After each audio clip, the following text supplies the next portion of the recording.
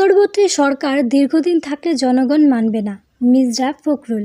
একটি মহল অন্তর্বর্তীকালীন সরকারকে অনির্দিষ্টকালের জন্য ক্ষমতায় রাখতে কাজ শুরু করে দিয়েছে বলে মন্তব্য করেছেন বিএনপি মহাসচিব মির্জা ফখরুল ইসলাম আলমগীর। দ্রুত নির্বাচনের দাবি জানিয়ে তিনি বলেন, নির্বাচন করে নির্বাচিত সরকারের কাছে ক্ষমতা হস্তান্তর করার পর সেই সরকার সিদ্ধান্ত নেবে কোথায় কোন জায়গায় পরিবর্তন করতে হবে। তখন সংবিধান নতুন করে লিখতে হবে নাকি সংশোধন হবে সেটা সংসদ সিদ্ধান্ত নেবে। অন্তর্বর্তী সরকার দীর্ঘদিন থাকলে জনগণ মানবে না। সোমবার দুপুরে জাতীয় সমাজতান্ত্রিক দল জেএসটির আয়োজনে দ্বিকক্ষ পার্লামেন্ট উচ্চকক্ষ গঠন আলোচনা সভায় তিনি এই কথা বলেন। মির্জা ফখরুল বলেন, ফ্যাসিস্ট হাসিনা সরকার এ দেশে 15 বছর ক্ষমতায় থেকে সামাজিক ও অর্থনৈতিকভাবে দেশটাকে ধ্বংস করে দিয়েছে। গণতান্ত্রিক সব প্রতিষ্ঠান নষ্ট করে ফেলেছে। নির্বাচন করার জন্য ন্যূনতম যে সংস্কার প্রয়োজন তা করে দ্রুত নির্বাচনের ব্যবস্থা করা প্রয়োজন। তিনি বলেন, ছাত্র জনতার বুকে রক্ত দিয়ে যে নতুন বাংলাদেশ সম্ভাবনা তৈরি হয়েছে সেটাকে নস্যাৎ করার জন্য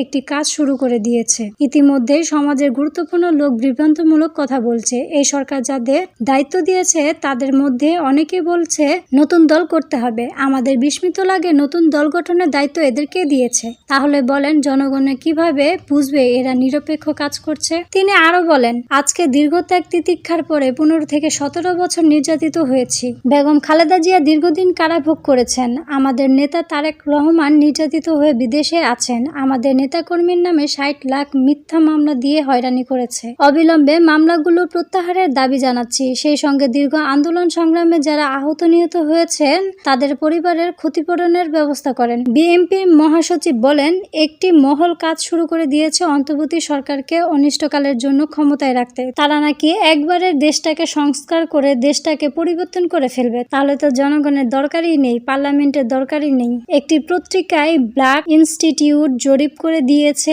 যতদিন খুশি এই সরকার থাকুক। আমি জানি না তারা কিভাবে এই জরিপ করলো, কিন্তু জনগণ তো এটা মেনে নেবে না।